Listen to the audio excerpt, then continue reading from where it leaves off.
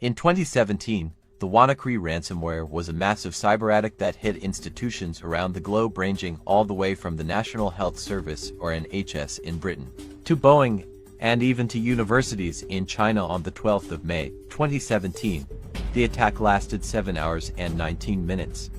Europol estimates it affected nearly 250,000 computers plus in 150 countries, affecting Russia, Ukraine, India, and Taiwan. This was one of the first attacks of a cryptoworm.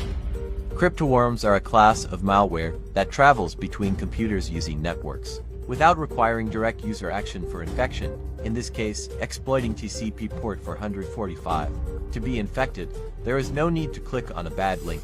The malware can spread autonomously from a computer to a connected printer, and then beyond to adjacent computers, perhaps connected to the Wi-Fi.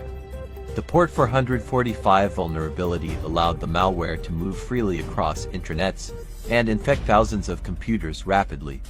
The WannaCry attack was one of the first large-scale uses of a cryptoworm. The virus exploited a vulnerability in the Windows operating system, then encrypted the computer's data in return for a sum of Bitcoin worth roughly $300 to get the key.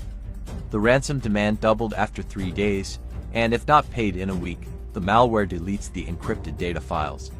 The malware used a legitimate piece of software called Windows Crypto, made by Microsoft to scramble the files. Once the encryption is completed, the file name has WannaCry appended, which is the root of the WannaCry name. WannaCry was the base of the encryption, but two additional exploits, Eternal Blue and Double Pulsar, were used by the malware to make it a cryptoworm. Eternal Blue automatically spreads the virus through networks, while Double Pulsar triggered it to activate on a victim's computer.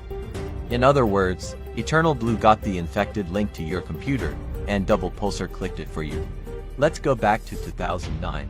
The Lazarus Group's first major hacking incident took place on the 4th of July 2009, and sparked the beginning of Operation Troy.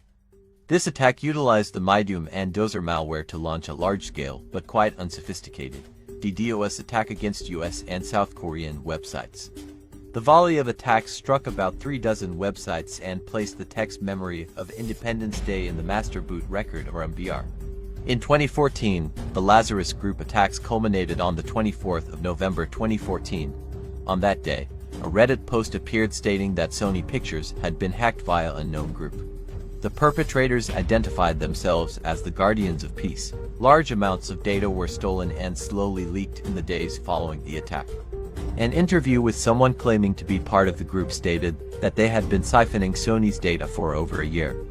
The cybercriminals were able to access previously unreleased films, scripts for certain films, plans for future films, information about executive salaries at the company, personal informations, and the emails of around 4,000 employees. In 2016, Bangladesh Bank cyber heist was a theft that took place in February 2016.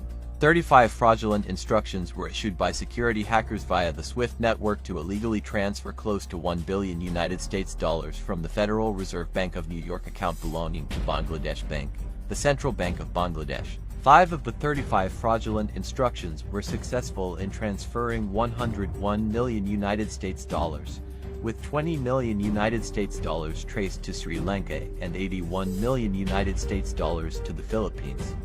The Federal Reserve Bank of New York blocked the remaining 30 transactions, amounting to $850 million due to suspicions raised by a misspelled instruction.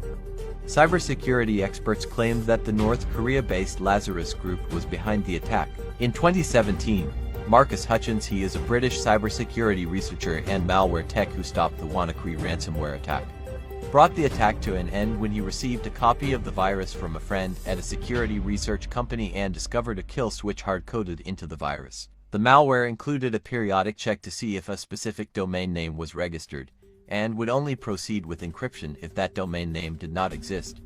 Hutchins identified this check, then promptly registered the relevant domain. The malware immediately stopped propagating itself and infecting new machines. This was very interesting, and is a clue as to who created the virus. Usually stopping malware takes months of back and forth fighting between the hackers and security experts, so this easy win was unexpected. Another very interesting and unusual aspect of the attack was that the files were. The easy kill switch and lack of revenue led many to believe that the attack was state-sponsored. The motive was not financial compensation, but just to cause chaos. After the attack, security experts traced the double pulsar exploit back to the United States National Security Agency, or NSA, where the exploit had been developed as a cyberweapon. The update wasn't mandatory, and the majority of computers with the vulnerability had not resolved the issue by the time, leading to the astonishing effectiveness of the attack. The United States Department of Justice and British authorities linked the WannaCry attack to the North Korean hacking gang, the Lazarus Group, which was behind all cyber attacks at the time.